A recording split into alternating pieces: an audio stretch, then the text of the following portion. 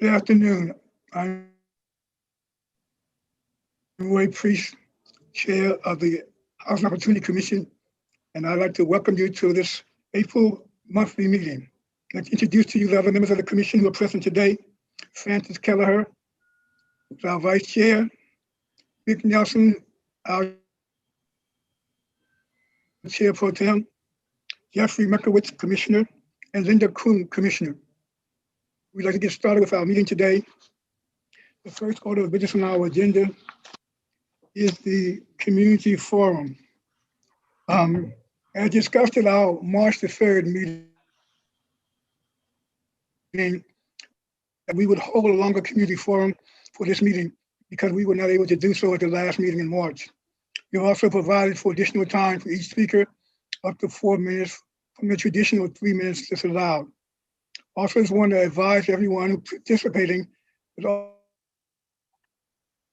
all other public guidelines remain in place and unchanged. And with that, I would like to proceed with the first speaker for the community forum.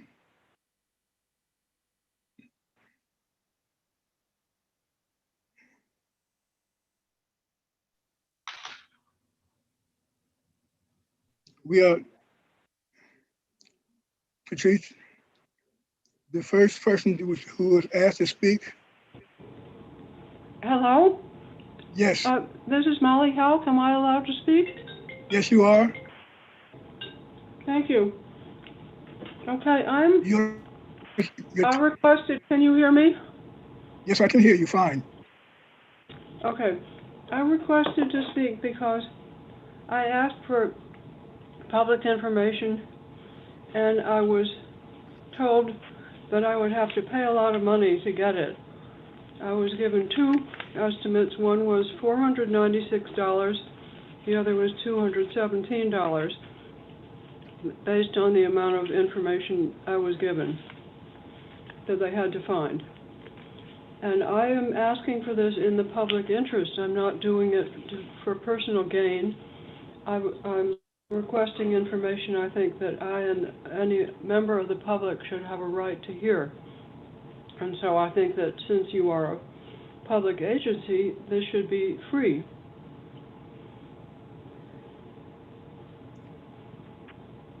Would you like to know more about what the specific issue is that I want to know about?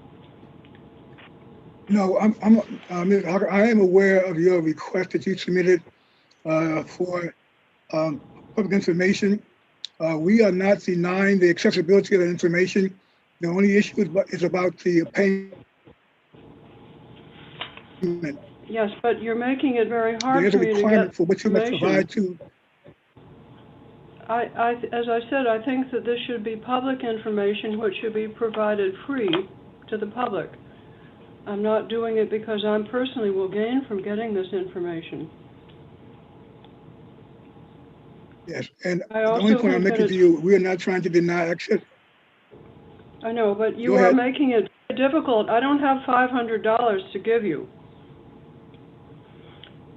I think that you're trying to prevent me from getting information, and you also said it would take 40 days to provide the information. I think that you're making it hard because you're trying to hide something. Otherwise, you would just hand it over. You would say, this is our job, we'll give you the information right away. So it makes me wonder why you're hiding something. We have not denied you access to information. The only matter before us right now is a matter of the request being to provide information free. There is a standard that a requester has to comply with in order for us to waive the fee. The information that you provided was not sufficient enough for us to do that. If you submit a revised request, I am quite sure that we will be able to take that under consideration in terms of revising any requirement for a fee to be paid. Yeah, but why should a member of the public have to pay for information that is in the public interest? That's not right. The requirement for payment. The agency should make it possible for the public to get anything. Otherwise, it looks as though they're hiding something. Does the executive director want to say anything? Certainly. So Excuse as me, Chair could you, excuse me, could you both identify yourself? I didn't get your names. Certainly. My name is Stacy Spann, Executive Director of the Housing Opportunities Commission. And Ms. Hoke provided two requests, one on March 13th, the other on March 15th. And she is essentially asking for every single document. So we responded in timely fashion within the 10 days required, and gave an estimate of what it would actually cost. Because as Commissioner Priest pointed out, the request did not meet the burden around its benefit to the public. There was simply a statement. Since that time, Ms. Hoke, as of yesterday at about 5:30, has provided a little bit additional information. We're not in the business of providing information, we're in the business of housing. And so, yes, it's actually appropriate that it would take some period of time as we have to go through a pretty significant cache of documents in order to provide a response to the request. I don't know precisely what her email of last evening noted about the public benefit, but I'm in agreement with Commissioner Priest that once reviewed, I mean, we were happy to work on how we might cut the cost or waive the cost. But if she's asking for every single document, that's just, it's going to take a significant period of time. And in fact, not time just finding the documents, but time ensuring that we're meeting the letter of the request. So those are the reasons the estimate was provided. And I think that's where we are. Asha, did I leave anything out? No, that's right. And the ability to charge a fee is in the Public Information Act request. And HOC's fee is substantially lower than what the PIA says we're allowed to charge. Could I ask who was speaking? Sure. My name is Ash Memon. I'm the General Counsel for HOC. Okay.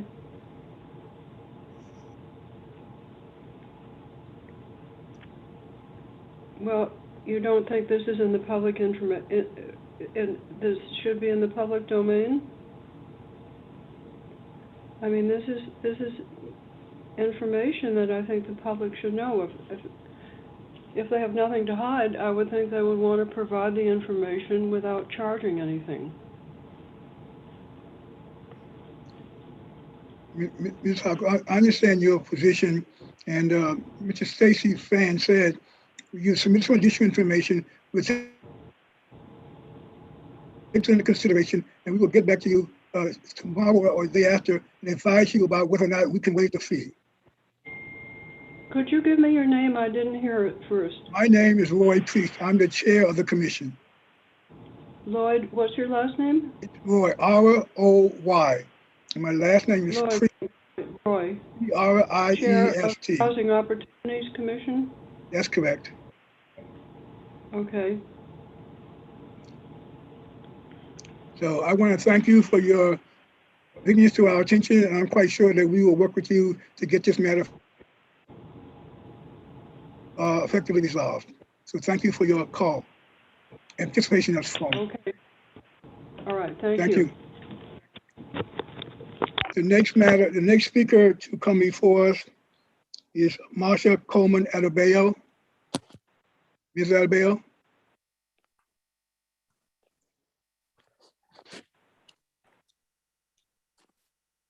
Hello.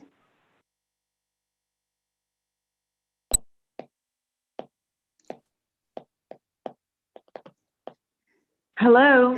Hello, is Ms. Adebayo there present, please? This is she. Oh, you are the next speaker.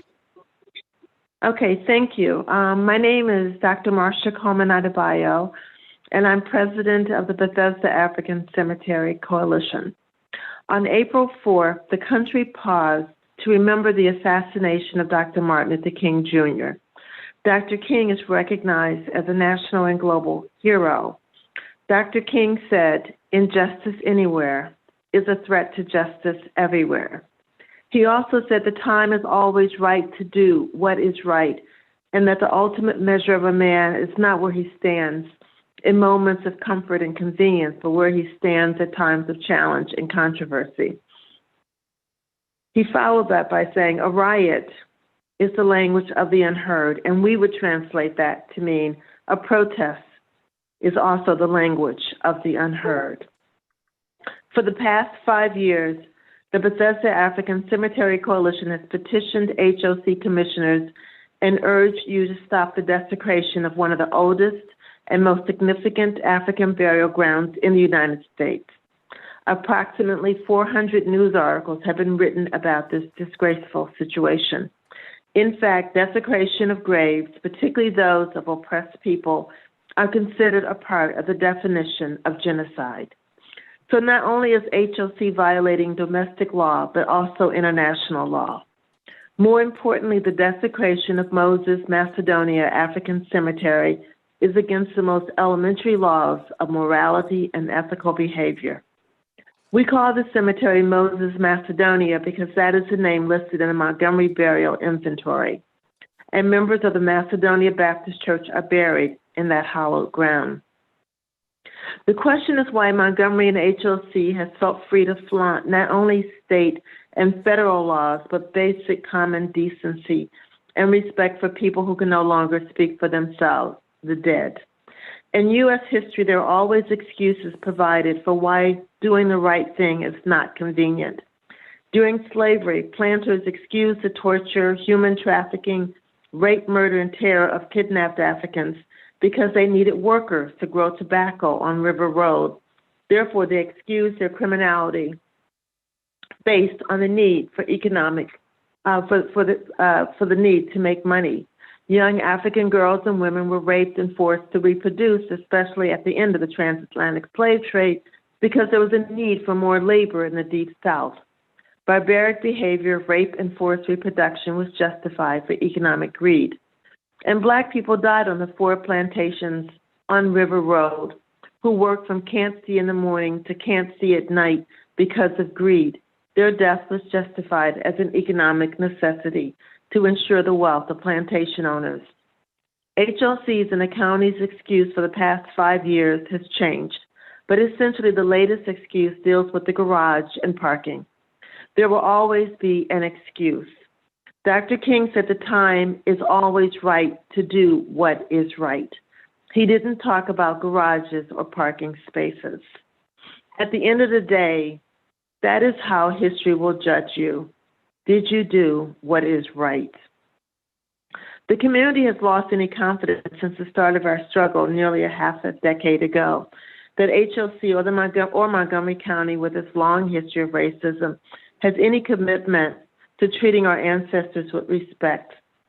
We ask once again for HOC to convey Moses Macedonia Cemetery to Macedonia Baptist Church in order to respectfully sanctify our ancestors' eternal places of rest and to tell the story of this courageous community that never surrendered to oppression. Thank you. Thank you very much, Mrs. Dr. Adebayo. I appreciate your bringing this matter to our attention, and I know that I am trying to work in consultation with people to try to advance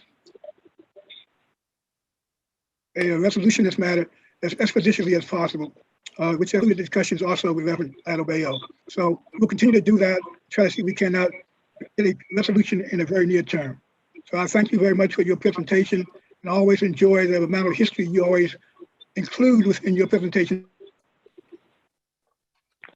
Thank you, and I would just ask you to also include other people in your consultation, because I think it's important for you to have the BACC be a part of the consultation as well. And I totally agree with you, and I think that we can in fact find a way to deal with the memorialization of the Moses Cemetery. So I thank you very much for your time and continuing participation in this discussion. And I can assure you that this will involve a broad community conversation and resolution. Thank you. Thank you. Our next speaker, Lundigan,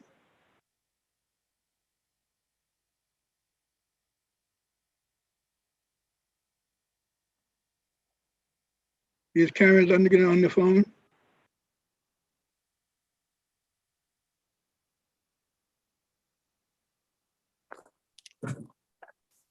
Hello?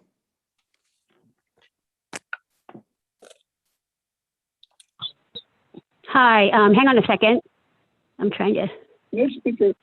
Uh, Lundigan? yes, hi. Can you hear me? Yes, I can. Okay. Hello, my name is Karen Lundrigan, and I have been a victim of numerous illegalities by several high-ranking employees of HOC. I would like to know how your HOC satellite offices are currently being monitored. In particular, the HOC satellite office located at 231 East Deer Park Road, Gaithersburg, Maryland, 20877, under the direction of Renee Harris and Lynn Hayes. Renee Harris and all of the departments that she is in charge of, to include voucher issuance, inspections, and termination hearings. I believe Renee Harris has way too much power. Numerous illegalities have occurred against me under the direction of Renee Harris. The employees under her, Janice McDonald and Susie Whitley, all of them engaged in numerous illegalities, to include colluding with my former landlord, Adarsh Ramakumar, and they slammed us with over 50 pages of charges at one termination hearing as well, which is hugely illegal. Renee Harris, at my first termination hearing, began reading 35 pages of new charges that I had no idea about. I still had not received a copy of my violation packet, even when I went to the hearing. This is like a defendant going to court without knowing or even being aware of what the charges actually are. Additionally, Lynn Hayes was also colluding with my former landlord and sending my private information to him as well. I had a face-to-face meeting with Lynn Hayes and her assistant, Susan Ward, and Ms. Hayes told me at this face-to-face meeting that Ms. Ward was there to take notes for internal purposes only, yet I subsequently discovered that Lynn Hayes had emailed a copy of these notes to my former landlord.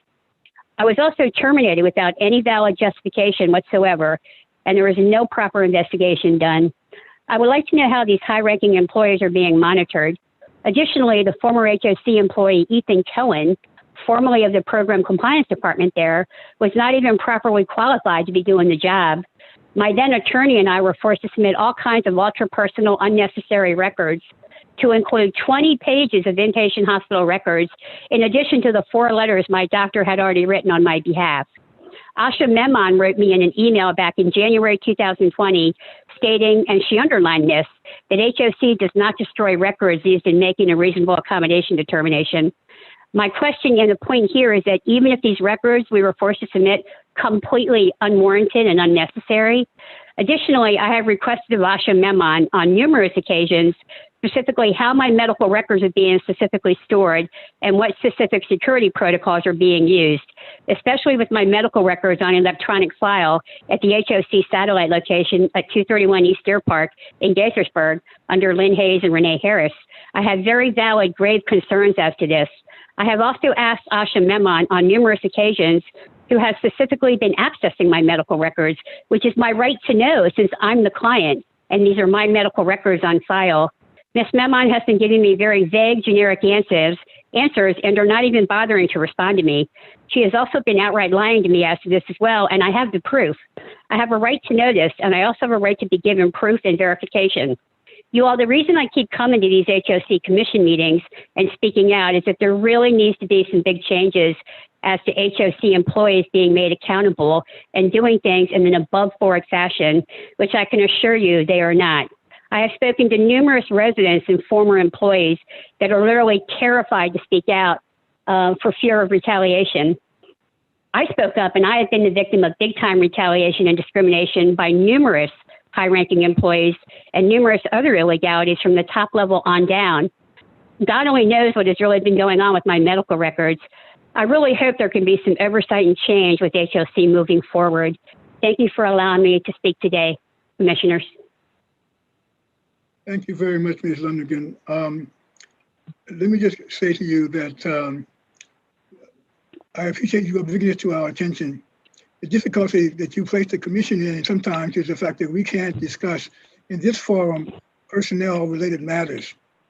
And so I understand. Maybe there's some other way that we can communicate with you, that we can provide some more response to what you're asking for in another forum, because this is not the way that we, the commissioners, can in fact address this. But we certainly want to get to the bottom of it and want you to feel some degree of consideration is being made by the commission relative to your concerns. So maybe you could reach out, or we could reach back out to you and see what kind of way we can have a meeting or discussion to advance what you are concerned about. But I appreciate you bringing it to our attention. Thank you so much. I like hearing from you. That ends our community forum portion of our agenda. Are there any other speakers who have signed up for this session? I did not get any other information. No, There we are don't none. have anyone else. So that concludes our discussion for the community forum. We will now proceed with the rest of the order of business. Can you display the agenda for the meeting? The next item on the agenda is a report from our executive director. Good evening, commissioners. Good evening, staff and viewing public. My name is Stacy Spann, executive director of HOC. For the record, I just want to take a quick moment. I've written and disseminated the formal executive director's report. I won't rehash that entire report. I do want to call to everyone's attention some of the incredible and important work in collaboration with county partners and private sector around COVID-19 vaccination and testing. And so I'll turn to testing first. We've for some time since early 2021 and even into the end of 2020, been partnering with the African American Health Program, the National Center for Children and Families, and others to provide COVID-19 testing for HOC customers. We have begun to expand that practice and add to it vaccination, and we've done that primarily at this point in partnership with Holy Cross. And to this point, we have vaccinated somewhere around 215 individuals, and we've got several more clinics planned, at least one in April in the next few weeks. These are site-based clinics. They are operating from HOC communities, primarily starting with senior communities. And so we've been able to work with customers, but also the Holy Cross staff to ensure that folks have access to vaccine. And this is of value, as we all know that there are numerous challenges around and healthcare concerns around communities that have suffered disinvestment and are made up of people of color throughout the country. So I wanted to thank the entire team, because it really has taken our entire team to coordinate the vaccination site efforts as well as the COVID-19 testing. Both of those efforts will continue, and we're working to expand them as rapidly as possible. And I just really, this has been pretty tremendous work on the team's part. And as a consequence of it, we've also been able to get some of our maintenance staff and others who are working very closely and in close quarters with customers on a daily basis. So that's the bulk of the message. And then I also want to thank the team broadly, because while we've all been dealing with COVID-19 for over a year, our team has made numerous adjustments so that we can continue to support customers and community and meet their needs as they are coping with pandemic issues as well. And so a big level of appreciation from me directly to the staff, and also for commissioner support during this incredibly trying time. So with that, I'll turn it over to Commissioner. And I think on my personally, and on behalf of commissioners who can speak for themselves, I want to thank you all very much for the work that's being done to assure that there is an equity in the distribution and access to vaccinations by our residents. I was very impressed with reading the article that appeared in the paper and the newscast that was done on the vaccination program at our park. And I know that our seniors benefited from access to being able to go and have that right in their own community. So I want to encourage you to continue to do that kind of work because it does represent our commitment to the community and to our residents. So I want to acknowledge and thank you for that. Any other commissioners have any other questions for the executive Yes, director? oh, go ahead. Go ahead, Linda. Go ahead, Linda. Okay, I just have a quick question. Stacy, are you finding from the seniors any hesitancy of getting the shot? That's an incredibly timely and appropriate question, Commissioner Kroom. What's happening is there is initial reservation, but when folks are seeing other people lined up and meeting their appointments and getting the shot with healthcare professionals on hand, what it's causing is on-site education about the actual shot, and so it's having the effect of dispelling rumors and innuendo about not only shot efficacy, but whatever other sort of conspiratorial components are around the shot and healthcare. And let me also say that the partnership with around COVID-19 testing has been threshold and I'd even offer bedrock to the education of vaccination as well, because that has given us a real window into how customers are thinking, what their concerns are, and gives us a chance to meet them at their home, right? At their home with remedies that are focused on the best health outcomes for an entire community. So yes, we're seeing it, but we're really seeing the opportunity to dispel some of the misinformation that's been put out there. Okay. I'm sorry, Commissioner Nelson, it's your turn. No, that's all right. One, I'd like to echo the comments of Chair Priest in terms of thanking you, Stacy, and the staff for the great work you've done. My question is not vaccine related, but it is COVID related. Been reading recently about difficulties some people are having in receiving the $1,400 and other amounts of money that were authorized by the recent legislation. And a major problem is the unbanked.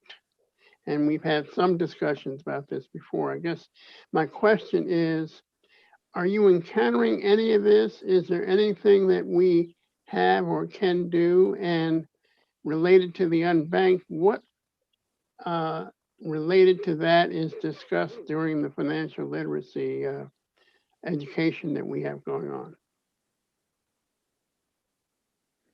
That's actually a pretty complicated question. So let me just, Sorry about that. Okay, it's okay. I'm going to disaggregate it, if you will. So I'll cut it into smaller questions. So first, we're not hearing a whole lot of chatter around the unbanked and folks not getting their stimulus check. However, that does not necessarily mean that it is not occurring in some spotty fashion. And so I'm going to round back to that at the end.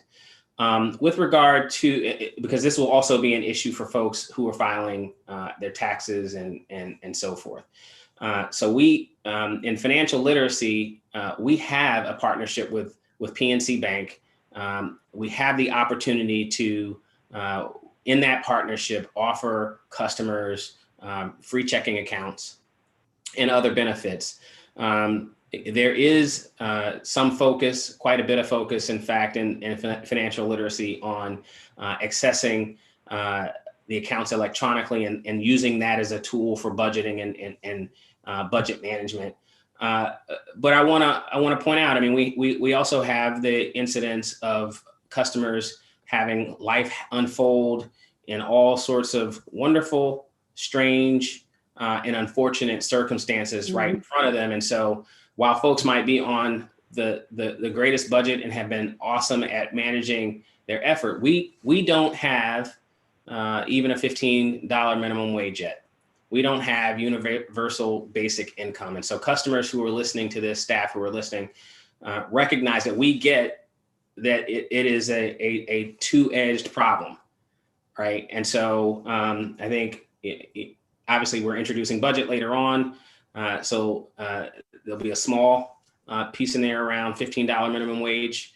But I think in general, part of the issue in us meeting people where they are is that we really have to be focused on income outcomes and income generation that are around a universal basic wage, and then couple that with the appropriate progressive financial literacy, wealth accumulation. Sorry. So I'd ask folks to put their phones on mute real quick.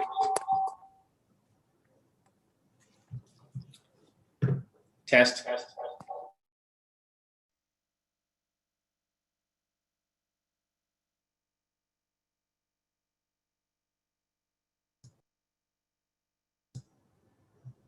Coupling that with the appropriate progressive financial literacy as folks kind of move up the ladder, Commissioner Nelson. And so rounding back to where we started, just generally, we have to actually be more aggressive. And I think you all have seen some of this in trying to capture those areas where folks are not getting their stimulus checks, where people aren't being able to access the federally sponsored and therefore state and local sponsored rental assistance, because that's where we're going to see it, right? We're going to wind up seeing it in our arrearage statements. We're going to see it as we interface with customers. And what I would say to customers generally is that we will have over the coming weeks a series of staff and partners attempting to reach you if you're in arrears on rent. We need you to be communicative with us. This is not an effort to try and evict you. In fact, we have a policy of no eviction. But we need to work with you and help understand the magnitude of the challenges that you're facing, but also interface with you so that we can on your behalf or in partnership with you aggressively pursue those rental assistance funds that are available from the federal government through local and state government. So any partners that are listening, we'd ask you to spread that message. Staff, of course, want you to spread that message as well.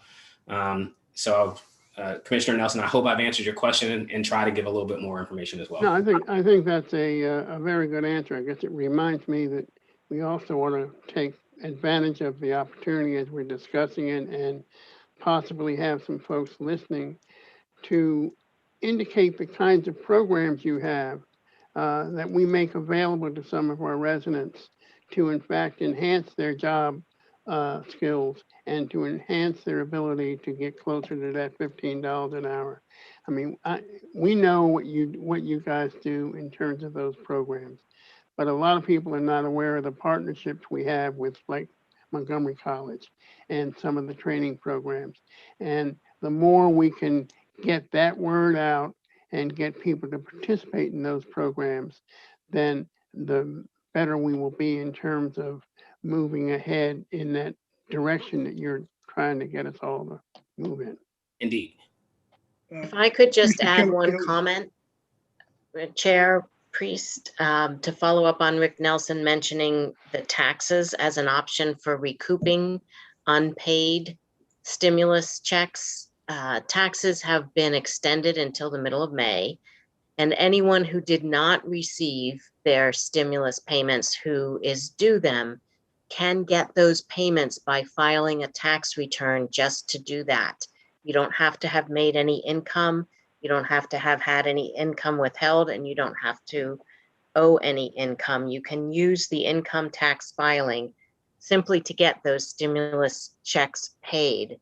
So perhaps you could connect with the county's free tax preparation service or AARP's free tax preparation service, and maybe have them have a Zoom call or a virtual financial lesson for some of our residents on how they can use that process to get payments that they might have missed out on.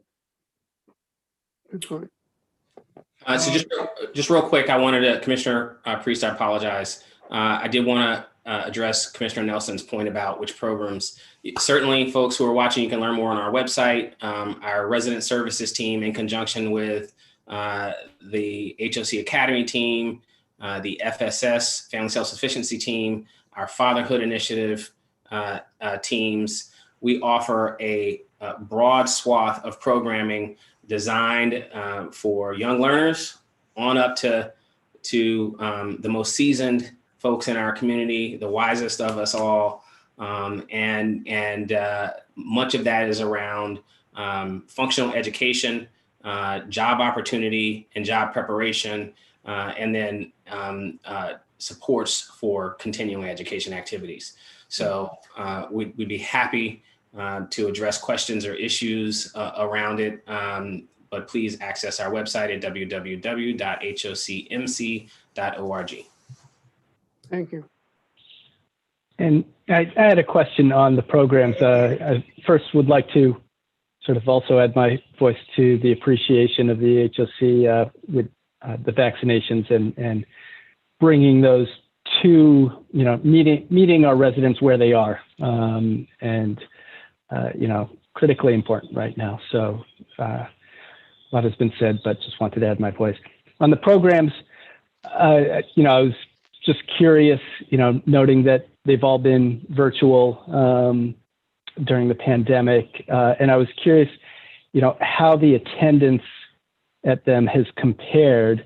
And similarly, whether there are, lessons that have been learned, and practices maybe that, may be able to continue if they are able to reach more residents. I've noted, at PTSA meetings, at Parent Teacher Association meetings, we've actually increased attendance at those. I don't know if the same is happening, but what sort of lessons are we learning? And sure.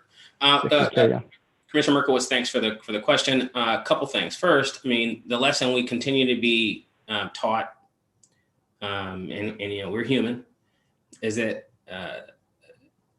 our customers are placing a high priority on survival, right? And we ought to be placing equally high priority on their survival and just equity across the board. And so that means that where we're seeing folks who have broadband and they've got young learners, then we're seeing a dearth of devices in the home, right? Or the broadband itself, the bandwidth is not as robust as it ought to be, right? That's something that we can do something about. That is, you heard President Biden maybe today talk about the fact that robust internet is in fact part of infrastructure, right? There are also some Easter eggs in the 1.9 trillion stimulus for bolstering broadband. So we've been getting more aggressive about working with the county on extending that broadband reach. And we've been trying to work with schools for a number of years on how to make sure young learners have access to devices, but whole families have access to devices, right? Not a phone, because doing your homework on a phone probably isn't the best thing in the world. Completing a job application on a phone, doesn't really get you the best look. So that lesson we continue to learn. In terms of attendance, we're seeing waning attendance a little less than we ordinarily would, because it was place-based. There's a snack and meal supplements to go along with it. There is the interface with humans, direct interface that we miss tremendously, and I think the children themselves miss tremendously. In other programs, though, like fatherhood, we're seeing those numbers are strong. I think the FSS folks they're getting strong numbers, but what's happening is people are looking for additional supports to include, and this is an area where we have a gross inequity across the board, to include emotional and mental health supports for our customers. Like, that is a part of healthcare that we have got to figure out how to get into folks' homes. And And so while we've seen telemedicine for middle-class folks and well-to-do folks be on the rise, I'd hazard, based on interaction with customers, based on interaction with staff, that in fact, we're not seeing those same mental and emotional health supports extended to folks who've suffered historic disinvestment. Mhm. Stacey, and I don't need an answer to this, I just want to make a comment. As part of the stimulus bill, one of the things that's been purported is that it will have the greatest impact on reducing childhood poverty that has happened in the last 40 years. Now, we're in tax season now, and the earned income tax credit has always been undersubscribed by people who are eligible for that tax credit. The new child tax credit, which will go into effect sometime in the next 3 months, will provide a significant amount of money flowing to families through December. And I just hope that we will do whatever we can to make sure that as much information is provided to our residents to assure they maximize and are in line to be able to participate in getting those benefits, because they in fact could also help in their capacity for those who are having difficulty paying rents or other things. It will provide some additional cash flow households that will in fact move them hopefully beyond the level that they may be experiencing right now in terms of real dispensable income. So I make the point. I hope that you will address that. Thank you. I appreciate that. I know you don't want me to answer the question. I won't. But what I will say, and I do want to offer to folks is, yes, we're in pursuit of every single program we can to support families. And to that end, if there's something we're missing, then certainly send an email or text to the team, and we'll jump right on it. I'm hopeful over the next few months that in fact we are faced with opportunities that help bolster whole families. We'll have to see how it plays out, but we're certainly pursuing it every opportunity we can. Thank you. Any questions? If not, I want to thank you, Mr. Span, for your report. I think we've had more discussion about your report for this meeting than any I can remember in recent past. Let me move on now to the Commissioners' Exchange.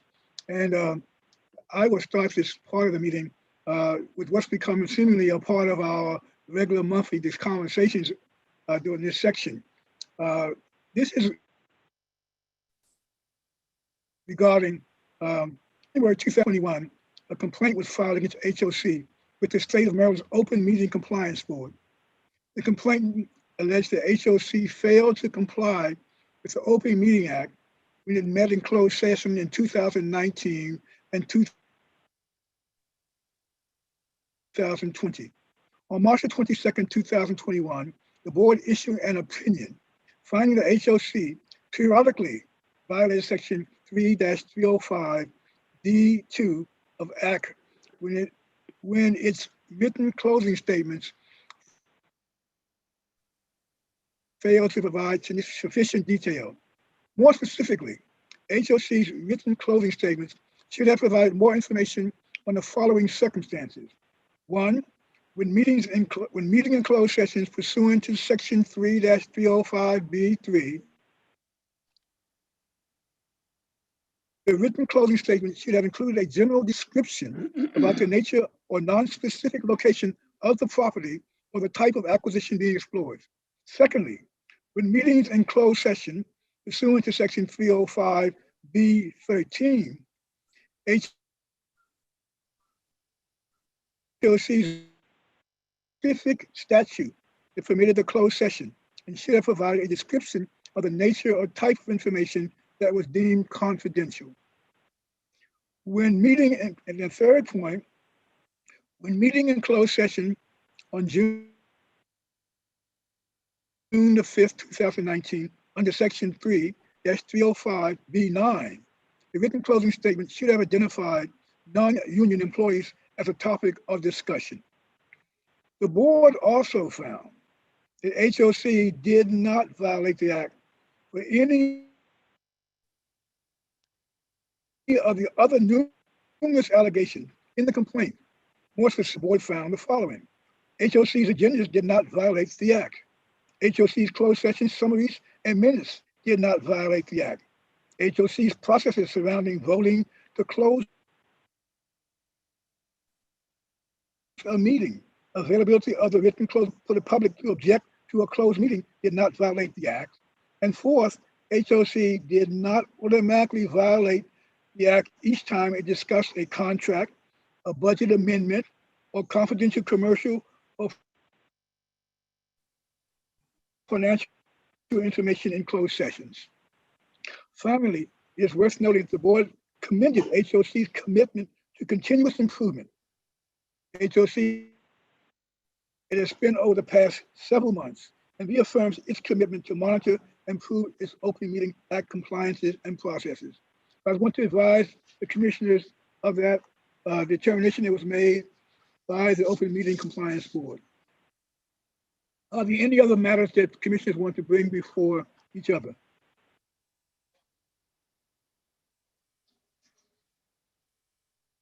I would just, this is Commissioner Jackie Seeing none, Simon. I will now advance. I would just like to report that I was, before I appeared on screen, I was online via the telephone. So for purposes of a quorum. Thank you very much, Commissioner Simon. I did note that you, and I should have acknowledged you came on, but again, thank you for bringing it to my attention. The next item on the agenda, approval of minutes. Approval of the minutes of March the 3rd, 2021. Approval of minutes of March 3rd, 2021's closed session. And approval of the minutes of March the 26th special session. Can I get a motion to approve those minutes? So moved. Moved by Commissioner Croom, seconded by Commissioner Simon. One of the birds out in Jeff's yard. Oh, Commissioner Simon. It has been properly moved and seconded to approve the minutes of March 3rd, March 3rd's closed session, and March 26th special session. Are there any questions? All in favor signify by saying aye. Aye. Aye. Opposed, Aye. nay. Tweet. So ordered. The next item of business before us is for a closing special session ratification of Resolution 21-35R, amendment to a series indenture for the multifamily housing development bond 2021 series A. Can I get a motion? I move approval of resolution, wait a minute, what's the number? 21-35R. I'll second it. Been probably moved and seconded to approve resolution 21-35R. Are there any questions? Seeing none, all those support of it, please signify Aye. by Aye. saying aye. Aye. Opposed is nay. So ordered. The next item is a consent item related to the approval to unseal resolutions 19-13 AS1 and resolution 19-AS2. What's the pleasure of the commissioners? Can I get a motion to approve? Move approval of resolution 21-36. Second. There are two resolutions, A1, S1, and AS2. Are you supporting both of those resolutions? Yes. Oh, no, wait a minute. The resolution that we're voting on is resolution 21-36, which is to unseal these other two resolutions. Oh, I'm sorry. Yes, So- you're correct. Okay, For release of resolutions 13A1. right. Yes, Right. okay. So you're looking to approve of resolution 2136. Okay, fine. Been probably moved and seconded to approve resolution 2136. Are there any questions? All in favor signify by saying aye. Aye. Aye. Aye. Opposed is nay. So ordered. Thank you. Sorry for that confusion. So now moving to the committee reports and recommendations. The first report comes from the Development and Finance Committee, chaired by Commissioner Simon. The first item coming out of the committee addresses the Willow Manor properties and approval of a preliminary development plan, including selection of a general contractor. Corrine, I gather you and Catherine and Zachary are going to be taking us through this. Sure. Good afternoon, Commissioners. For the record, I'm Kayreen Brown, Deputy Executive Director, and we're seeking your approval, which is supported by the Development and Finance Committee, of a preliminary approval of a preliminary development plan, including the selection of a general contractor for the Willow Manor properties, and there are 3 of them. And Catherine Hollister, who's a senior financial analyst in the real estate development division, will discuss this item and will be prepared to address your questions, including follow-up questions and issues that were raised by the Development and Finance Committee members. So with that, I'll turn it over to Catherine, who will start walking you through this. Catherine, please go ahead. Great, thank you, Kayreen. Good afternoon, Commissioners. For the record, my name is Catherine Hollister. I'm a senior financial analyst in the real estate division. Staff is requesting approval of a preliminary development plan for the Willow Manor properties, including the selection of a general contractor. On page 52 of your brief book, you'll find an executive summary of the transaction. In 2018, HOC acquired 3 age-restricted senior properties. They are Willow Manor at Cloppers Mill, which is located in Germantown. It consists of 102 units, 82 of which are LIHTC and 20 are market rate. Willow Manor at Fairhill Farm, which is located in Olney and consists of 101 LIHTC units. And Willow Manor at Colesville, which is located in Silver Spring and consists of 83 LIHTC units. Together, these properties are referred to as the Willow Manor properties. On April 1st, 2020, the Commission approved a pre-development plan and funding to pursue a renovation and LIHTC re-syndication of the Willow Manor properties as a single scattered site transaction. Today, staff is requesting approval of a preliminary development plan, which includes approval to select Nastos Construction, Inc. as a general contractor for the renovation, approval to hold up to 20 vacant units across the 3 properties to facilitate phasing of the renovation, and approval to restrict all existing market rate units to 80% AMI as part of the re-syndication. On page 54 of your brief book, you'll find the unit and affordability mix for the properties. The properties are made up of 1 and 2 bedroom apartments that are affordable to households earning 40%, 50%, 60% AMI. There are also 20 market rate units at Cloppers Mill, which staff is recommending restricting to 80% AMI as part of the re-syndication. This is because a scattered site LIHTC transaction requires that 100% of the units must be income restricted. Page 55 of your brief book provides the renovation scope of work. On the right are pictures of the property's current conditions. These properties were built approximately 16 years ago and have been well maintained, but are in need of some updating to increase operational performance and remain competitive in the market. Staff is proposing a preliminary development plan that would modernize units, update common area amenities, and improve site conditions. The renovation would also include energy efficiency upgrade, including LED lighting, Energy Star appliances, and low flow plumbing fixtures. Staff is also evaluating accessibility improvements at the properties, specifically the conversion of existing showers to either curbless or roll-in showers. This improvement would increase safety, accessibility, and inclusion at the properties. Staff has received preliminary pricing for the scope of work, which is included on page 56 of your brief book. Staff will bring its recommendation for accessibility improvements to the Commission for approval as part of the property's final development plan. On page 57, you'll find a summary of the general contractor procurement for the renovation of the properties. Staff issued an RFP on December 23rd, 2020, and responses were due on February 26, 2021. HOC received 3 proposals before the RFP deadline, and respondents included Nastos Construction, Kane Construction, and Hooten Construction. A scoring committee made up of 3 HOC staff members from the real estate, property management, and maintenance divisions scored the proposals pursuant to the scoring criteria in the RFP. And based on the results, staff is requesting approval of Nastos Construction as the general contractor for the project, as they scored the highest among the respondents. Page 58 summarizes and compares the pricing included in the GC proposals. As you can see, Nastos Construction provided the lowest bid for the project, both in net construction costs and total construction costs. Nastos Construction is headquartered in Maryland and is a certified NBE general contractor. In addition, Nastos has committed to subcontracting 30% of the work to other certified NBE subcontractors.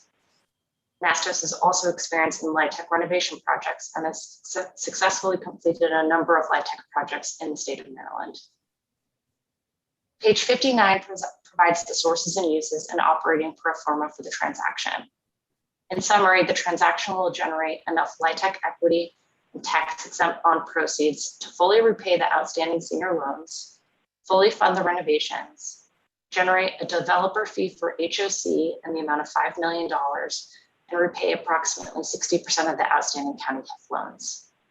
HOC would also earn a 2% commitment fee on the tax-exempt bond issuance for the transaction. Page 60 provides a timeline for the transaction and summarizes the approvals staff is requesting as part of the preliminary development plan. Staff will return to the commission in June for approval of the LIHTC syndicator, and again in September for approval of the final development and finance plan. Page 61 lists the summary and recommendations for this item. Staff is requesting that the commission accepts staff's recommendation, which is supported by the Development and Finance Committee, to approve the selection of Nastos Construction, Inc. as the general contractor for the renovation of the properties and authorize the executive director to negotiate a contract with Nastos. To approve to hold up to a 7% vacancy or a total of 20 units across all 3 properties beginning in April 2021 until completion of construction in approximately May 2023 in order to facilitate renovation phasing, and approve the public purpose at the properties, which restricts all existing market rate units to 80% AMI as part of the scattered site LIHTC application and syndication. The resolution for this item can be found on page 62 of your brief book. Thank you for your consideration. I'd be happy to answer any questions you may have. Are there any questions from the commissioners? I would just like to comment, if I may, on the staff's responsiveness to looking and exploring the feasibility of converting all of the showers in the bathrooms to curbless showers, and their sensitivity to both the health and the safety of our residents. And I'm looking forward to seeing this accomplished as technology improves and things can be accomplished in construction now that weren't accomplished previously, to begin to focus not on just meeting the safety needs and the requirements of law, but as new technology and construction materials become available, that we are looking at them across the board as we renovate existing properties, particularly for the addition of the sustainability that it gives those properties, and the consideration for all of our residents to enjoy the benefits of the technology and materials that continue to improve, so that our residents are benefiting from the latest in housing safety and well-being and convenience. And so I'm particularly pleased to see the exploration that you made of curbless showers and the process of moving forward to adopt those principles of universal design that really can improve the quality of life of all of our residents. because many of those improvements now not only enhance the life of seniors, but make it easier for a child to use a handrail when they're learning to climb stairs. The convenience of cleanliness and ease of cleaning with wall-hung commodes, the variety of things that are coming onto the market that just make living much easier for everybody. So I particularly appreciate the staff's responsiveness and welcome my colleagues' enthusiasm and support for this effort. And I would like to move that we adopt resolution 2138. I have one quick question. I was just curious with the net construction costs, you get a couple. You have a I'm second sorry? on the motion? Oh. You have a second on the I motion? second it. Okay, Merkowitz, Commissioner Merkowitz. Yeah, thanks. Sorry, Roy. Yeah, just a quick question, with the net construction costs, if we had looked into, why, was there any reason nastos comes in so much lower than the other two, which are both at around 12 million? Looked into it, meaning did we ask the question of them? Well, yeah, I know we've asked questions before when we asked generally, but my assumption, as is typically the case, is that folks carry a little bit more overhead than others. That often adds to it. They will indicate in materials and things of that nature, a little more overhead. I mean, we're talking about a difference of $3 million. Some folks are more experienced. Nastos is the more experienced in tax credit. So, I think that's going to contribute to it typically. But it's a competition, and folks. My guess is that both of those other bidders will get better over time. Stacy, have Natros ever did any properties for us before? Not to my knowledge. I've only been here for 9 years, but not 9 years, but it's certainly quite possible that they've done some stuff preceding my time here. I have just a comment for the record. As you know, I do not support 100% all low-income projects, but solely because of the financing requirements of this LIHTC transaction, I will be supporting this action and this motion. But just for the record, don't intend for it to be a common occurrence.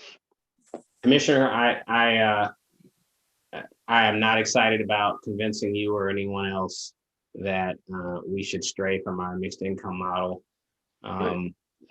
This is an exception, and I'll remind folks that we acquired this portfolio in order to preserve affordability, and part of our fiduciary responsibility in doing that is ensuring that folks are getting the appropriate value for what they're paying. And so this is one that needs some tender love and care. It gives us an opportunity to keep that level of affordability while buttoning up the property itself, enhancing it. But I certainly don't disagree with the notion of disliking 100% low-income properties. So I get it, understood. Thanks for being vocal about it. I know you get it, and I know staff understands it. I just had to, for the record, we get say it. it. I think Also, Mrs. Fan, I want to also, since we in previous types of procurements like this, we've also the notion about minority participation in these transactions. And I want to acknowledge the fact not only are they a minority firm, but they're also going to reach out and commit to provide 30% of their work to disadvantaged businesses. So I think we ought to acknowledge that when we do see it, since we always are raising questions when we don't. So I want to at least pass that on, that that's a movement in the right direction from my vantage point. I can assure you that we're hearing it. There are significant changes to procurement for properties, for efforts. We completely get it. And I think you're going to see a trend in the other direction going forward. So Wonderful. Yeah. Good. Wonderful. It's been properly moved and seconded that we approve resolution number 2138. Are there any further questions? If not, all in favor signify by saying aye. Aye. Aye. Opposers, nay. So ordered for the approval of resolution 2138. Next item. The next item to come before us is the review of the financial advisor contract with Kane Mitter and Associates Incorporated that is in accordance with our current contract, prior approvals, and the procurement policy. And the committee unanimously recommends approval of the staff recommendation. Good afternoon again. For the record, I'm Kayreen Brown, and we're requesting approval of a final renewal of the Kane Mitter contract for providing financial advisory services to the Commission. And just by way of background, in 2017, the Commission approved a new contract with Kane Mitter and Associates Incorporated after completing a new procurement at the time. The contract was initially for 2 years with 3 one-year renewals. We've gone through 2 of the 3 renewals, and this is the final one. Kane Mitter has been financial advisor to the Commission since the inception of its bond financing programs and has served the Commission well, we believe. Kane Mitter and Associates, or typically financial advisors, help local housing finance agencies and state finance agencies in structuring its bond programs and bond issuances, as well as helping issuers with their financial management, working with rating agencies, and generally understanding the market in which they operate and help them with the best outcomes for their financing transactions.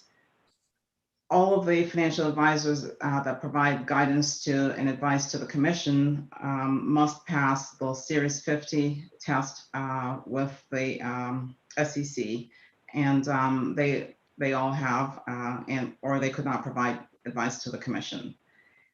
Kane Mitter continues to be effective in its advice to the Commission, we believe. And since the contract started, they provided advice on over 360 million in publicly issued bonds. They also assist the Commission in managing its pipeline of single-family mortgage-backed securities. And they work with the Commission on each issuance or each financing to help manage interest rate risk, particularly on real estate transactions that undergo construction, but must manage risk during the construction period before the permanent financing is put in place. Kane Mitter has also been instrumental in helping the Commission to find creative ways to finance some of its transactions that are not straight down the fairway bond financed transactions. And most recently, as you may recall, worked with the Commission on the first recycling multifamily volume cap transaction that we've done, and participated very closely with us in providing financial analysis that we needed to make the case for approval of the Housing Production Fund with the county.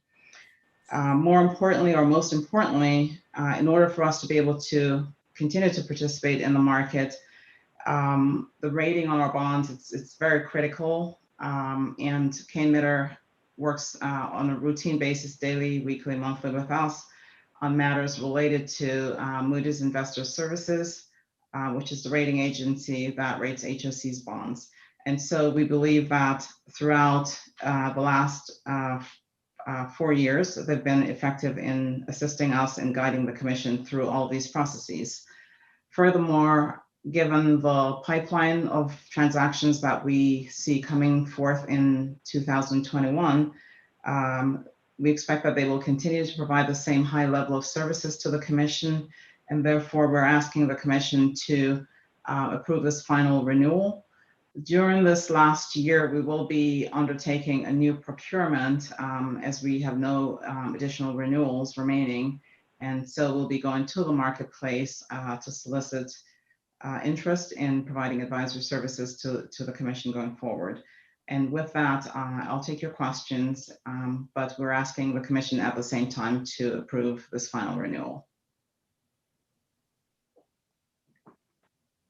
Mr. Chair, let me say a strong word of support for the praises that Karine just heaped upon Kane Mitter. I mean, it's not usually that I do this, but I mean, the fact is, I think Kane Mitter has done yeoman service for HOC. A lot of what we've done has really been innovative. A lot of what we've done has been with less expenditure than might have occurred otherwise. There are things that just too numerous to count. And I really do strongly support the work that they've done for HOC. And because of that, I'll move approval of resolution 21-39. Second. It's been probably moved and seconded to approve resolution 21-39. Are there any questions? All in favor signify by saying aye. Aye. Aye. Aye. Aye. Opposed, nay. Voted for the full approval of resolution 21-39. That ends the work of the Development Finance Committee. We will now move to the Legislative and Regulatory Commission that is chaired by Fan Kelleher.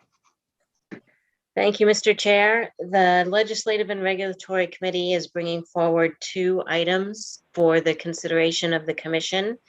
There are 2 significant plans that we submit to HUD, given our housing agency status with them. And the first is an annual public housing agency plan. This plan is updated every year, as its title suggests, based on a broader 5-year plan, and is open to public comment. The staff had provided access by the public since February 13th, with announcements both in the Washington Post and on our website about the availability of the plan and information about how to submit public comments. We held a public hearing earlier today, during which people could request to actually speak regarding the update to our plan. We did not receive any comments either in writing, via email, nor did we receive any requests to speak at the public hearing today. We can give you a brief description of changes to the plan. Elliott Rule from Compliance is prepared to do so. Copies were in your brief book for preparation for this meeting. And I'm hoping that you had a chance to look at it, although it's very voluminous in terms of number of pages. So for that reason, Elliott, if you're available, could you give the commissioners a very concise rundown on changes to the Public Housing Agency plan for the year that we propose to send to HUD? Absolutely. Good evening, commissioners. For the record, my name is Elliott Rule. I'm a management and compliance analyst for HOC's compliance department. I'm here to talk a little bit about the submission of HOC's fiscal year 2022 annual public housing agency or PHA plan. Commissioner Kelleher covered the basics there, so I'm just going to go ahead and update you on the main changes, the main updates to this year's plan. So there's three main areas. First, we have updates to the Housing Choice Voucher Administrative Plan, which is the major policies that were updated as a result of with this year's plan. HOC adopted 26 temporary COVID-19 waivers, causing updates to 9 chapters of the administrative plan. And those COVID-19 updates were designed to help program participants as well as the public housing agency navigate through this COVID-19 crisis. There was also updates to Chapter 22 of the Housing Choice Voucher Administrative Plan, and that's the section on project-based vouchers. That was a result of the HOPMA, which is the Housing Opportunities Through Modernization Act, and a subsequent PIH notice that was put out. One of the main things that we cover here is the conversion of the remaining 877 public housing units in HOC's portfolio to Section 8 project-based rental assistance and project-based voucher through the use of RAD Component 1. HOC no longer operates any public housing units.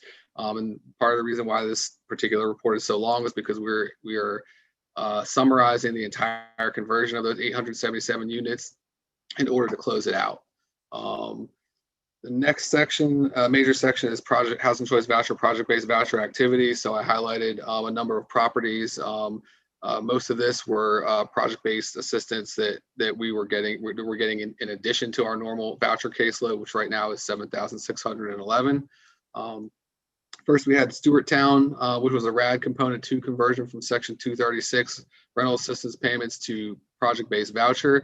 In that conversion, we were awarded 19 project-based vouchers and 37 low vacancy vouchers as sort of tenant protection vouchers because that Section 236 contract was expiring. All of those would now be administered under the Housing Resources Division, which administers our Housing Choice Voucher program. Elizabeth House, as part of the public housing conversion, did convert 26 tenant protection project-based vouchers through the RAD Component 1 Section 18 blend. So we did get those 26 vouchers that will now be administered through our Housing Resources Division. Revit's House is an elderly property in Rockville, where HUD, in an effort to preserve affordability on the property, HUD awarded HOC with 121 low vacancy tenant protection vouchers, which are basically project-based vouchers. Those will now be administered by our Housing Choice Voucher program. Town Center Apartments also underwent a RAD Component 2 conversion from Section 236 rental assistance payments to PBRA. For that project, we were awarded 56 project-based rental assistance subsidies. That will not be under the voucher program. That'll be on the property management side. But we were also awarded 65 low vacancy tenant-based vouchers, which are considered project-based vouchers and will be operated by our Housing Choice Voucher program. Then we have Bower Park, which is another RAD Component 2 conversion from Section 236 into elderly property. And it went from the rental assistance payments went to PBRA. So we got 56 project-based rental assistance subsidies for that conversion. Those again are on the property management side. Those are not administered by the Housing Choice Voucher program. We were also awarded 65 low vacancy tenant protection project-based vouchers, which will be administered by our Housing Choice Voucher program. HOC also posted an RFP for its Housing Choice Voucher program and intends to project-base 100 project-based vouchers to private landlords. Those are the main updates for this year. I am here to request that the Housing Opportunities Commission of Montgomery County accept the recommendation of the Legislative and Regulatory Committee to authorize the Executive Director or his designee to submit HOC's fiscal year 2022 annual PHA plan to HUD on or before April 17th, 2021. I'll be glad to answer any questions you have. Thank you, Elliot. I appreciate that rundown. Commissioner, Fran, you want to make a motion to approve this resolution? I would like to move that we approve Resolution 21-40. And I second. Thank you. Are there any questions? No? None. All in favor signify by saying aye. Aye. Aye. So ordered for the approval of Resolution 20-40. Next item before us is Resolution 21-41 for the administrative plan. Yes. This is a modification to the administrative. This is plan. If necessary. Yeah, go ahead.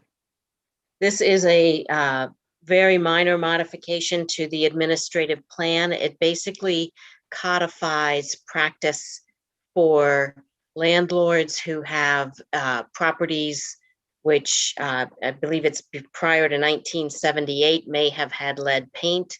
It uses the standard remediation methods and outlines what the landlord's responsibility is within those conditions. And the details of the information were not available at our committee, so it was not a formal recommendation of the committee, but I can certainly say that I support anything which makes clear what people's responsibilities are to mitigate lead paint, since it can have such deleterious effects on children. So I would like to move that we approve Resolution 21-41 to include in our administrative plan the requirements for landlords related to lead-based paint. I second. It has been properly moved and seconded to approve resolution 21-41. Are there any questions? All in favor, signify by saying aye. Quick question. Sorry, yes, Roy. I'm sorry. That's all right. Has this been current practice and we're just codifying it, or I'm just curious why, this was a requirement from a 1992 statute, why it's just being added now? Yes, Renee, do you want to address that particular issue? We've already had on our requirements for landlords that they indicate the status of lead-based paint and its existence or not, and what was being done to mitigate it. Is Renee available to address why it's being added now? I am, Commissioners. I'm Renee Harris for the record. We've already implemented it as you stated. The entire plan is not outlined in the admin plan. It gives direction to the landlord, but we propose putting a detailed plan, adding a detailed plan to Chapter 8 so that it is completely spelled out for the landlord and for us internally for what action we have been taking and what we should be doing moving forward. It's tightening up so no one can say they didn't know. Yep. Okay. But we've been doing this and we're Yes. just tightening it up. Okay, great. It's been the practice, certainly, yes. Thank you for the question. Seeing none, all in favor signify by saying aye. Aye. Opposers, nay. So ordered for the approval of resolution 21-41. Thank you very much. I think that ends the report, and I want to thank Commissioner Kelleher for harnessing the efforts to make sure that we got both of these items before us for action, and for convening the public hearing today at 3 o'clock. Thank you very much for that. You're welcome. The next item on our agenda is an item that is being presented, which is the presentation, not requiring any formal action by the commissioner at this time, on the recommended budget for fiscal year 22. Who's going to handle this presentation? Good Cornelia? afternoon. Yes, good afternoon, Commissioner Priest. Thank you. For the record, my name is Cornelia Kent, and I am the CFO at HOC. Today, we are providing an overview of the Executive Director's FY22 recommended budget. The FY22 recommended budget reflects the agency's continued commitment to getting people housed, keeping people housed, and helping people reach their fullest potential. The COVID-19 pandemic has laid bare the social, racial, and economic inequities facing the population we serve. We are seeing some of the strongest advocacy in years for addressing those gaps, the fight to raise the national minimum wage, as well as an infrastructure package that recognizes critical supports for senior and child care. These changes do attempt to address income inequity, but as houses, we know that addressing housing inequity also requires acknowledgement of the wealth gap. Many of our customers have faced job and wage loss, underemployment, and financial hardship throughout this past year, and that has been reflected in people's abilities to pay the routine bills like rent. These families have felt these impacts twofold because they lack the savings to help them weather an emergency during an economic downturn. We've also seen some bills at the state level to address some of these gaps in housing equity, including introduction of a bill to help first-time homeowners establish individual development accounts and to help build generational wealth through homeownership. We applaud these efforts, and we will use this progress to continue doing what we have always done, again, which is to get people housed, keep them housed, and help them reach their fullest potential. The FY22 recommended budget includes $292 million of an operating budget and $438 million of a capital budget. It is important to note that the operating budget does include a planned draw right now of $1.5 million from the general fund operating reserve to balance the budget. As Commissioner Priest noted, we are not asking for any action today. We will review the details of the FY22 recommended budget with the BF&A committee over the next several months. And during these discussions, we will provide updates for any revisions that occur before bringing the FY22 proposed budget back to you for adoption in June. Terry Fowler, our budget officer, will now provide a few highlights of the FY22 recommended budget. Thank you, Cornelia. Good evening, commissioners. For the record, my name is Terry Fowler, and I'm the budget officer at HOC. As Cornelia mentioned, I will just be providing a few highlights of the executive director's recommended budget for FY22. As mentioned previously, we have an operating budget of approximately $292.2 million and capital budget of $438.2 million. Our budget is balanced with the planned draw from the general fund operating reserve of approximately $1.5 million, primarily due to anticipated continuation of COVID-19 on both our rental income and operating expenses. On page 142 of the packet, you will see, give them a chance to get there. You will see that grants make up approximately 45.27% of our budget, $132.3 million. The largest portion of this grant is the housing assistance payments that are received from HUD to be paid to landlords of just under $107 million budgeted for FY22, or 36.6% of our budget. We receive another $11.1 million in grants from Montgomery County, which accounts for about 3.8% of our budget, of which 6.9 is our county main contract that primarily funds our resident services division. Another 33.27% of our budget is related to the income generated by our properties of approximately $97.2 million. The balance of the operating budget is made up of management fees and miscellaneous income of approximately 9.73% and non-operating income of 11.73%, which is comprised of primarily the interest income on our bond programs, as well as transfers between our funds and FHA risk sharing. If we move to page 143, the composition of our expenses is that approximately 72%, or $213.3 million, is operational expenses. Again, the largest portion of that is our HAP payments. This is the expense associated with the income received from HUD. That accounts for about $107.5 million in expenses, or 36.8%. The non-operating expenses are comprised of our debt service, our reserves, and various transfers, restrictions of cash, and development corporation fees, which are cash flow paid to the agency from our development corporation properties. If we move to page 145,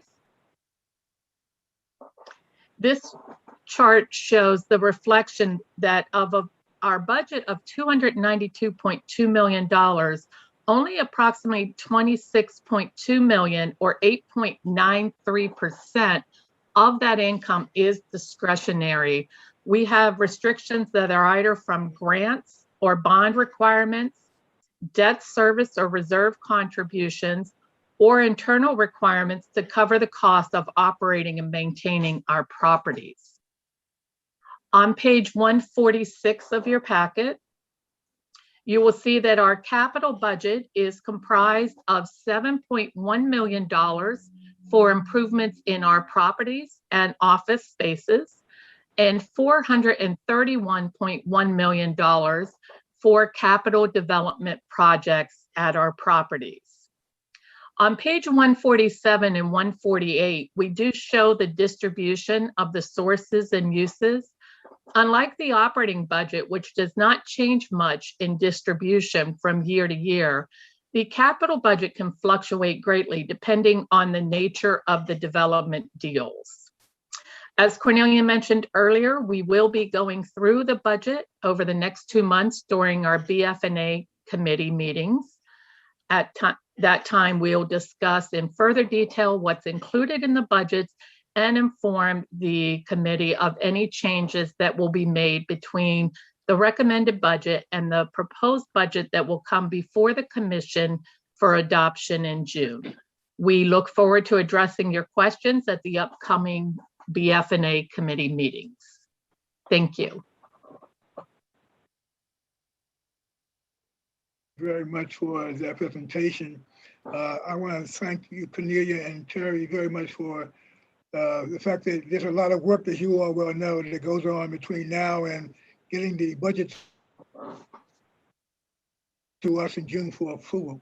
And to advise the public listening in, the committee meetings that Terry referred to with the Budget and Finance committees will be, in fact, live stream meetings. So, in fact, participate in hearing a more detailed presentation at our Budget, Finance, and Audit Committee meetings. So I want to thank you all very much. Are there any just initial requests from any commissioners?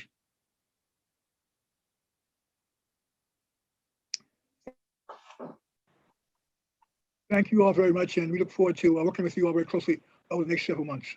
Thank you. Thank you. We have no other formal items to come before the commission right at this point. What I want to do at this time is to recess this meeting in order for us to go into the Development Corporation meetings. So this meeting is in recess, and we will now move to Development Corporation meetings. Do we need a formal motion to recess? First Development Corporation meeting, we have to take a vote to go into recess. Is that required, Asha? I'm not 100% sure, so you might as well. Okay, I move we recess. I second. Probably moving secondly, we go into recess. All in favor, signify by saying aye. Aye. Aye. Opposed, nay. So ordered. We are now in recess. We will now move to the next item, which are Development Corporation meetings. The very first meeting is the Paddington Square Development Corporation, which is the approval of a refinancing plan, authorization to negotiate and execute a permanent financing commitment with Love Funding Corporation, authorization for corporation to accept loans in accordance with the refinancing plan. As you already remember, we discussed and reviewed this at our March meeting. But this is an action on the part of the Development Corporation to approve for the Development Corporation the items we approved at the Commission. This is resolution number 21-001 PS. And good afternoon again. For this item, Victoria Dixon will review it with you, as there are some details that we discussed informally with the Development and Finance Committee that is in support of this item, and I'll turn it over to Victoria, who will walk you through the item. Please go ahead, Victoria. Hello, good afternoon, evening. For the Paddington Square Apartments, I'm presenting the refinancing plan. The property is a 165-unit apartment community in Silver Spring, Maryland. 41% of its units are restricted to households earning 50 to 60% of AMI. The property currently has an outstanding mortgage of $18.6 million with Love Funding, a HUD MAP lender, which stands for the Multifamily Accelerated Processing Lender, under the FHA's 223F program. It has 29 years remaining and is priced at 4.05%, which is an all-in rate inclusive of the mortgage insurance premium, or MIP. The loan also has a 10-year lockout restriction subject to a prepayment penalty. There also is an existing $5.2 million county HIF loan, which has accrued interest to date. Considering the favorable interest rate environment, staff of the HOC has solicited and received quotes from lenders within the Commission's MAP lender pool to refinance the senior loan. Upon comparison of the term sheets received on page 148, refinancing under the FHA 223A7 program with the existing lender is recommended. Page 148.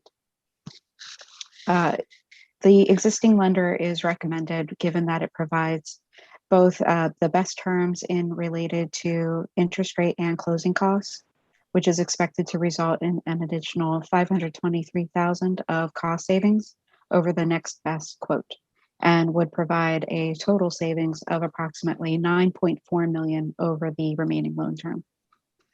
Under the program, the new loan will be FHA insured and backed by Ginnie Mae mortgage-backed securities.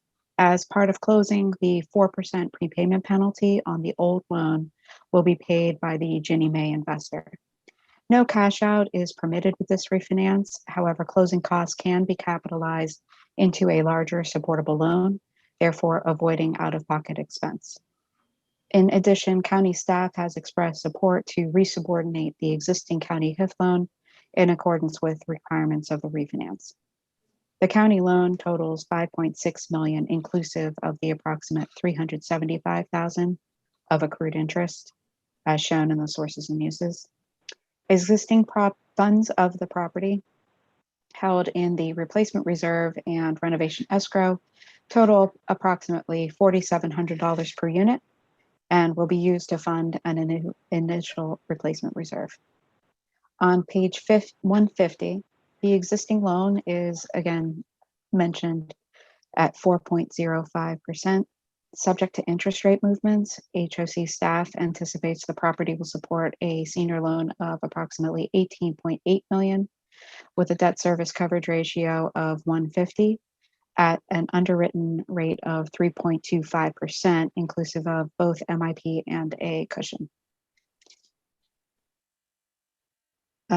Skipping to the asks on page 151, will the Board of Directors accept HOC staff's recommendation and approve the actions as proposed, which include approval of the refinancing plan, authorizing the Executive Director of the Housing Opportunities Commission to negotiate and execute a financing commitment with Love Funding Corporation, authorize the Executive Director of HOC to negotiate and execute resubordination of the county HIF loan, and accept the new refinancing loan and resubordination of the county HIF loan by the corporation. Are there any questions? For the record, I would just state that the page references given by staff were probably for an older draft, so the correct page pagination should be reflected in the final minutes. But subject to that, I would move approval of resolution number 21-001 PS. I second. Apologies. It has been properly moved and seconded to approve resolution 21-001 PS. Are there any questions? All in favor of the motion? Quick question. Commissioner Markowitz. Yeah, no, I'm just curious. It sounds like a great opportunity, and I was curious whether the additional cash flow, that we'll have from the savings, what we'll be doing with that, or whether that allows us to, increase affordability, or what's the plan there? Well, it's already affordable, but I want to point out that at present time, we're in the hole somewhere around $5 million in rent arrearage. So what we're trying to do across the portfolio is take advantage of a favorable interest rate environment. It is shifting. It is shifting. So we're going to be moving here pretty quickly through Karine and team are moving quickly through the next few months to try and refinance everything we can, because those savings are going to help us kind of survive. One, two, any event that we're not made whole as a consequence of any rental assistance programs. It'll help us absorb some of those losses and then rebuild the reserves that we have, or start to rebuild the reserves that we will have to use to stem those losses. Fair enough. Are there other questions? It's been partly moved and seconded to approve resolution 21-001 PS. All in favor signify by saying aye. Aye. Aye. Opposers, nay. So ordered. Can I get a motion to close the Development Corporation meeting for the Paddington Square Development Corporation? So moved. Second. Second. It's been, who moved it? Commissioner Croom? Simon. Probably moving second to close the Paddington Square Development Corporation meeting. All of those in favor signify by saying aye. Aye. Aye. Opposers, nay. So ordered. I now call to order the meeting of the Alexandra House Development Corporation for the approval of the minutes of March the 3rd, 2021 meeting. I move approval of the minutes of October. Can I get a motion to approve? Second. I move approval of the minutes of March 3rd, 2021. It's been probably moved and second to approve the resolution, the approval of the minutes of the March 3rd meeting for the Alexandra House Development Corporation. All those in favor signify by saying aye. Aye. Aye. Opposers, nay. So ordered. Can I get a motion to close? Mr. Chair, I believe, according to Robert, since there's no more business on the agenda, you can just I hear say, you. no more business, you can adjourn. No more business come before the Development Court meeting is adjourned. Right. I would now call to order the meeting of the Brookside Glen Apartment Development Corporation for the approval of the minutes of March 3rd, 2021. I move that we approve the March 3rd, 2021 minutes of the Brookside Glen Development Corporation. I second Commissioner Croom. It's been properly moved and seconded to approve the minutes for the Brookside Glen Apartment Development Corporation. All those in favor signify by saying aye. Aye. Aye. Aye. Opposers, nay. There's no other business to come before us. I now adjourn the meeting of the Brookside Glen Apartment Development Corporation. The next item to come before us is the Glenmont Crossing Development Corporation. I call that meeting to order. I For move the approval of the minutes of March 3rd, I move approval of the 2021. minutes. I move approval of the minutes of March 3rd, 2021. Second. It has been probably moved and seconded to approve the minutes of March 3rd for the Glenmont Crossing Development Corporation. All in favor signify by saying aye. Aye. Aye. Aye. Opposers, nay. So ordered. Being no other business to come before us, I now adjourn the meeting of the Glenmont Crossing Development Corporation. I now open the meeting of the Glenmont Westerly Development Corporation for the approval of the minutes of the March 3rd, 2021. I move that we approve the March 3rd, 2021 minutes for the Glenmont Westerly Development Corporation. I second. It has been properly moved and seconded to approve the minutes of March 3rd for the Glenmont Westerly Development Corporation. All in favor signify by saying aye. Aye. Aye. Opposers, nay. So ordered.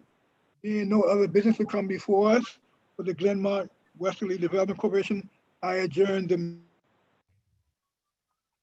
meeting.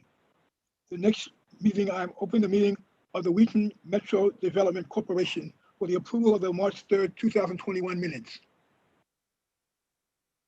I move approval. Second. It has been properly moved and seconded to approve the minutes of March 3rd, 2021 for the Wheaton Metro Development Corporation. All those in favor signify by saying aye. Aye. Aye. Opposers, nay. So ordered. Being no other matters to come before us, I now adjourn the meeting of the Wheaton Metro Development Corporation meeting. I now open the meeting of the Diamond Square Development Corporation for the approval of the minutes of March 3rd, 2021. I move approval of the March 3rd minutes, March 3rd, 2021 minutes of Diamond Square. I second. It's been properly moved and seconded to approve the March 3rd, 2021 minutes of Diamond Square Development Corporation. All those in favor signify by saying aye. Aye. Aye. Opposers, nay. So ordered. Being no other business to come before the corporation, I now adjourn the meeting. That concludes the business of our development corporation, and I therefore adjourn this portion of our meeting. Get a motion to re-enter into our regular meeting. I think you can just declare it open. You don't need a motion since we're in recess. Okay, I mean, since we did a motion to go into recess.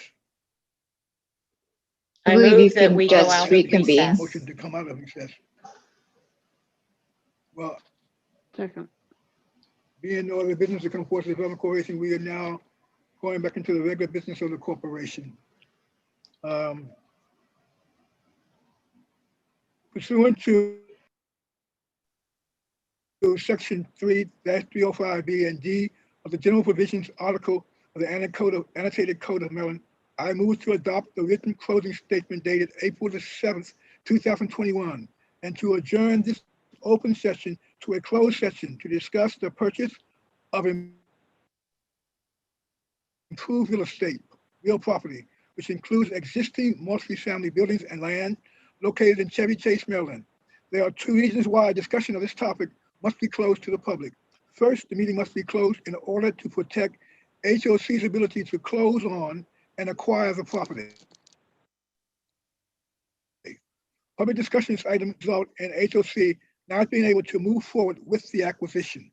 Second, Section 4-335 of the Maryland Public Information Act prevents disclosure of confidential commercial or financial information obtained from a third party. The meeting must be closed in order to discuss confidential commercial and financial information provided to HOC from private financial institutions regarding how to finance the acquisition of the property. This information is both customarily and actually treated as confidential by the private financial institutions and has been provided to HOC under assurance of privacy. The statutory exceptions being used to close this meeting are Section 3-5B3 and 3-305B13. If any member of the public wishes to object to the closed meeting, please comment in the YouTube chat box or contact HOC's General Counsel. Instructions can be found in the State of Emergency Open Meeting Procedures, which is posted on HOC's website. We will now adjourn. I move that we close the meeting. Second. Second. It has been probably moved and second to close the meeting. All in favor signify by saying aye. Aye. Aye. Opposed is nay. So ordered. The meeting is now adjourned. As